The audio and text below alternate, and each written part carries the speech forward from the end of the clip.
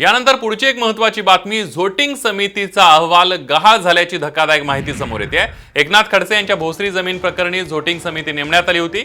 या समितीने या प्रकरणाचा अहवाल तयार केला होता। या गैरव्यवहार प्रकरणी तत्कालीन मुख्यमंत्री देवेंद्र फडणवीस यांनी या समितीचं गठन केलेलं होतं। मात्र या समितीने दिलेला अहवालच आता गहाळ झाल्याचं समोर येतंय आणि त्यामुळे काय नेमकं गौडबंगाल आहे याची चर्चा आता सुरू झाली आहे। आपले प्रतिनिधी रामनाथ दवणे आपल्या सोबत आहेत। रामनाथ, काय सांगशील या अहवालाबद्दल? चक्क अहवालच गायब झालाय।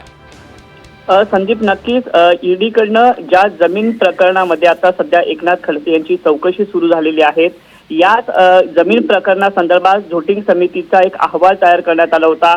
या झोटिंग समितीच्या अहवालामध्ये एकनाथ खडसे यांना क्लीन चिट मिळाली होती। महत्त्वाचं म्हणजे आता हा अहवालच राज्य सरकारकडून गायब झाल्याची, गहाळ झाल्याची माहिती मिळते। अत्यंत धक्कादायक अशी ही बाब आहे, कारण आपण पाहतोय एकनाथ खडसे हे भाजपामध्ये असताना त्यांच्यावरती हा जमीन घोटाळा प्रकरणाचा आरोप करण्यात आला होता। मात्र त्यानंतरच ही झोटिंग समिती तयार करण्यात आली होती। या झोटिंग समितीचा अहवाल गहाळ झाल्यामुळे अनेक तर्कवितर्क आता लावले जात आहेत त्याच्याकडे। त्याच पद्धतीनं ईडीकडनं आता एकनाथ खडसे यांची चौकशी होत असताना राज्य सरकारकडून हाच झोटिंग समितीचा अहवाल जो आहे हा समोर करत कुठल्याही प्रकारे एकनाथ खडसे हे या प्रकरणात दोषी नाहीत हे सांगण्याचा प्रयत्न केला जात होता। आपण पाहिलं की अधिवेशनात देखील राज्य सरकारकडून याबाबतची जेव्हा विरोधकांनी विचारणा केली त्यावेळी सत्ताधारी पक्षाकडून झोटिंग समितीचा अहवाल जो आहे हा अहवालामध्ये क्लीन चिट एकनाथ खडसे यांना देण्यात आलेले, त्यांचा कुठल्याही प्रकारचा रोल नाहीये हे सांगताना पाहायला मिळाले। मात्र आता चक्क हा अहवाल कुठेतरी गहाळ झालेला आहे अशा पद्धतीची माहिती मिळते। त्यामुळे येत्या काळामध्ये ईडीकडनं होणारी चौकशी आणि त्यातही गहाळ झालेला हा समितीचा अहवाल यामुळे एकनाथ खडसे यांच्या अडचणीत वाढ होण्याची शक्यता आहे।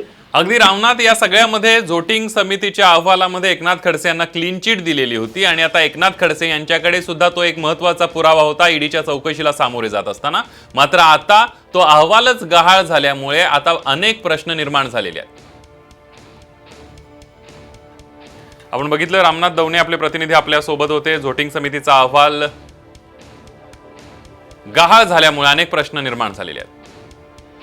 आपल्यासोबत भाजपचे आमदार अतुल भातखळकर आहेत। भातखळकरजी, आपण बघतोय झोटिंग समितीचा अहवालच गायब झालेला आहे, गहाळ झालेला आहे। काय नेमकं सगळं गौडबंगाल वाटतं या सगळ्यात? गौडबंगालवर काही नाहीये। हा राज्य सरकारच्या प्रमुख मंत्र्यांनी हा अहवाल गायब केलेला आहे।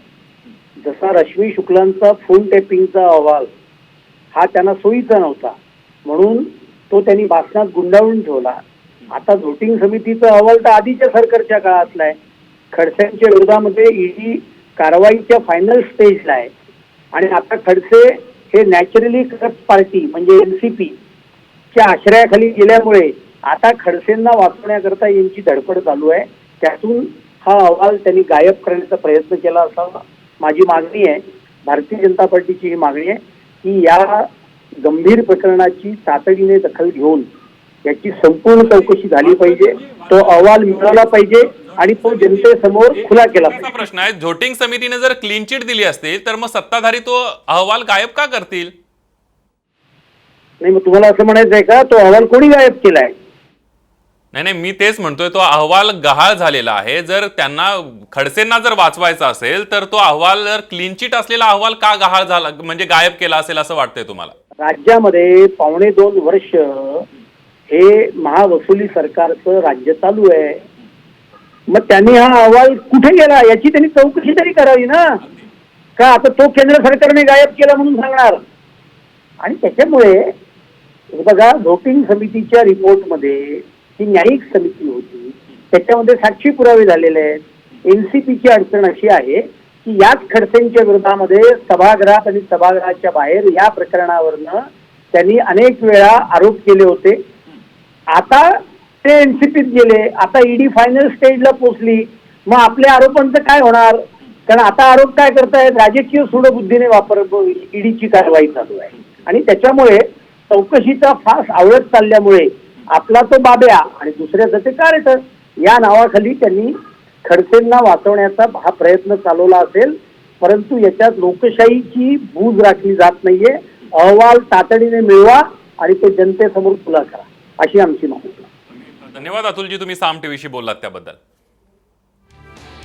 आपण बघितलं की अतुल भातखळकर भाजपचे नेते आमदार आपल्या सोबत होते आणि या अहवाल जर गायब केला नसेल तर तो गहाळ कसा झाला याची चौकशी या सरकारनं केली पाहिजे अशी मागणी त्यांनी केलेली आहे.